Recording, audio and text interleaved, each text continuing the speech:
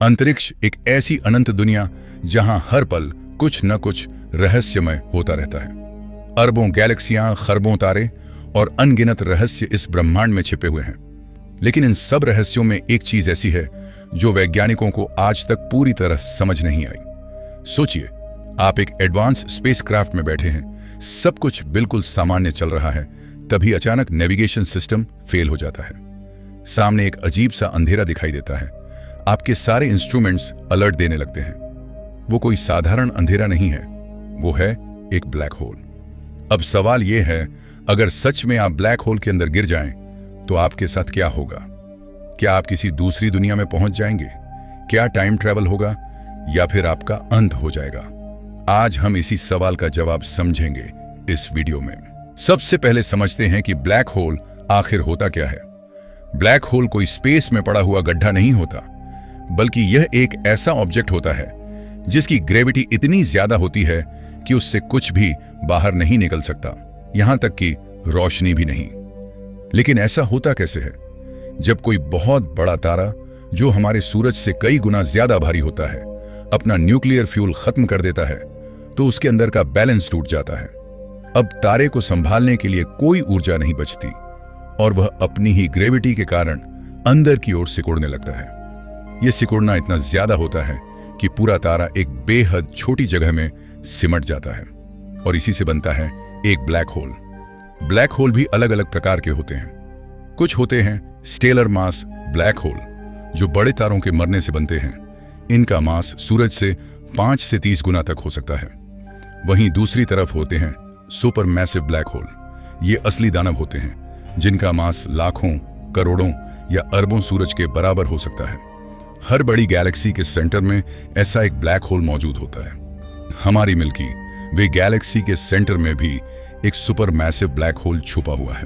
अब कल्पना कीजिए कि आप धीरे धीरे ब्लैक होल के करीब जा रहे हैं। सबसे पहली चीज जो आप नोटिस करेंगे वह है ग्रेविटेशनल लेंसिंग। ब्लैक होल की ग्रेविटी अपने आसपास के स्पेस को मोड़ देती है, जिससे पीछे के तारे अजीब आकार में दिखाई देने लगते हैं। आपको एक ही तारा 2 या 3 जगह दिख सकता है, जैसे पूरा आकाश मुड़ रहा हो। अगर ब्लैक होल एक्टिव है तो उसके आसपास एक चमकती हुई डिस्क भी दिखाई दे सकती है।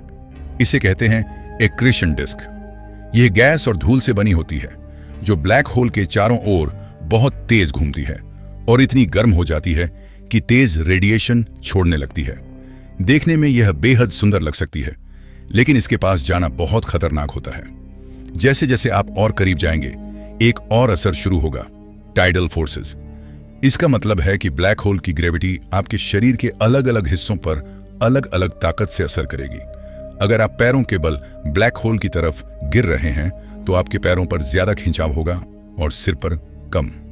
धीरे धीरे आपका शरीर खींचने लगेगा। इस प्रक्रिया को कहते हैं स्पगेटिफिकेशन। इसमें शरीर लंबा और पतला होता जाता है, जैसे कोई नूडल्स खींच रहा हो। लेकिन यहां एक ट्विस्ट है। आपका अंजाम इस बात पर निर्भर करता है कि आप किस तरह के ब्लैक होल में गिर रहे हैं। अगर आप एक छोटे स्टेलर मास ब्लैक होल में गिर रहे हैं, तो स्पगेटिफिकेशन बहुत जल्दी शुरू हो जाएगा और संभव है कि आप इवेंट होराइजन तक पहुंचने से पहले ही नष्ट हो जाएं। लेकिन अगर आप एक सुपर मैसिव ब्लैक होल की तरफ जा रहे हैं, तो कहानी थोड़ी अलग होगी, क्योंकि सुपर मैसिव ब्लैक होल का इवेंट होराइजन बहुत बड़ा होता है और वहां टाइडल फोर्सेस उतनी तेज नहीं होती।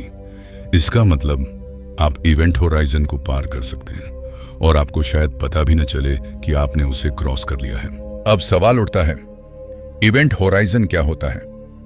इवेंट होराइजन ब्लैक होल की वह सीमा है जिसके अंदर से कुछ भी बाहर नहीं निकल सकता। इसे ऐसे समझिए, आप एक नदी में नाव चला रहे हैं और आगे एक झरना है।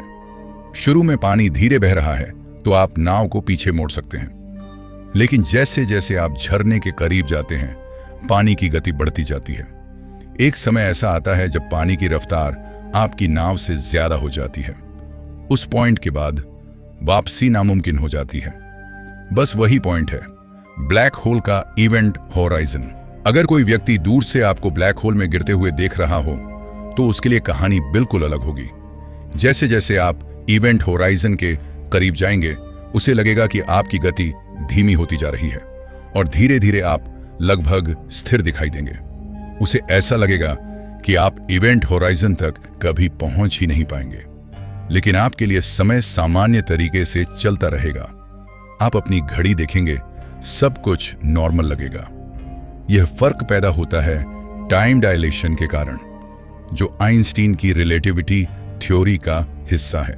एक बार जब आप इवेंट होराइजन के अंदर पहुंच जाते हैं तो वापसी का कोई रास्ता नहीं होता।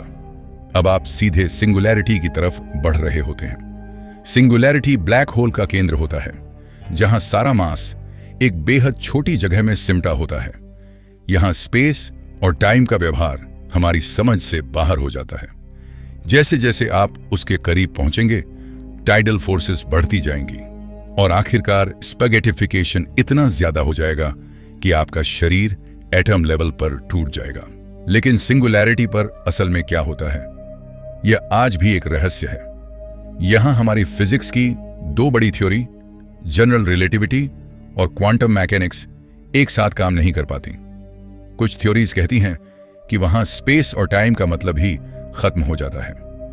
कुछ लोग वार्म होल या दूसरे यूनिवर्स की बात करते हैं, लेकिन अभी तक इसका कोई पक्का वैज्ञानिक सबूत नहीं है। हमारी मौजूदा समझ के हिसाब से सिंगुलैरिटी ब्लैक होल के अंदर का आखिरी पड़ाव है। एक दिलचस्प बात और है, अगर आप ब्लैक होल की तरफ गिर रहे हों तो आपके लिए कुछ मिनट या घंटे गुजरेंगे, लेकिन बाहर के यूनिवर्स में शायद सालों या सदियों का समय बीत चुका होगा, क्योंकि ब्लैक होल की ग्रेविटी के कारण आपका समय बहुत धीमा हो जाता है। लेकिन असलियत यह है कि आप सिंगुलैरिटी तक पहुंचने से पहले ही नष्ट हो चुके होंगे।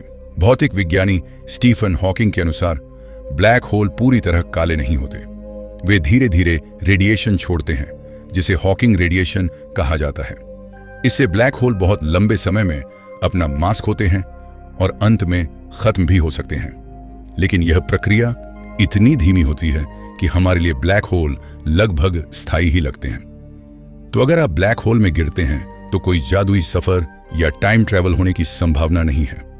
पहले आपको अजीब विजुअल इफेक्ट्स दिखाई देंगे, फिर टाइडल फोर्सेस असर करेंगी और अंत में स्पैगेटिफिकेशन के साथ आपका अस्तित्व खत्म हो जाएगा।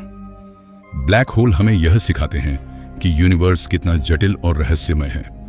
वे हमें स्पेस, टाइम और ग्रेविटी की सीमाओं के बारे में बताते हैं और शायद भविष्य में हम इनके बारे में और ज्यादा समझ पाएंगे।